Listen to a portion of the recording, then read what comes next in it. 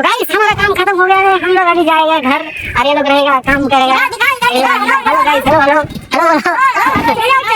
केरला नहीं है भाई, दुबई है, सऊदी है। हाँ तो केरला में काम करने के लिए जिगर होना चाहिए, इधर नहीं।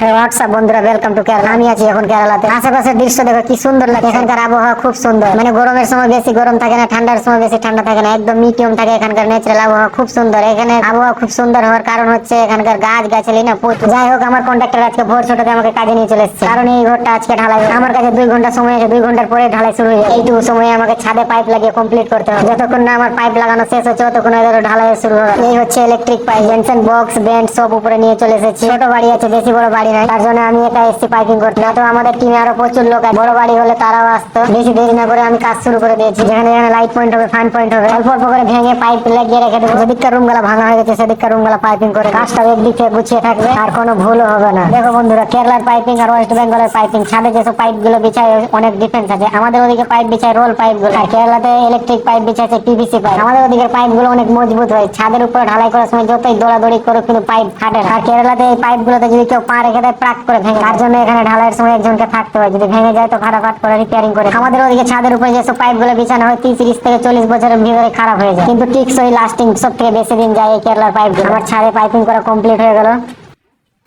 तो गाइस हमारा काम खत्म हो गया है। हम लोग अभी जाएंगे घर और ये लोग रहेगा काम करेगा। Hello guys, hello hello hello. Kerala है, ये केरला है। ये केरला नहीं है भाई, दुबई है, सऊदी है। हाँ तो केरला में काम करने के लिए जिगर होना चाहिए, इधर नहीं।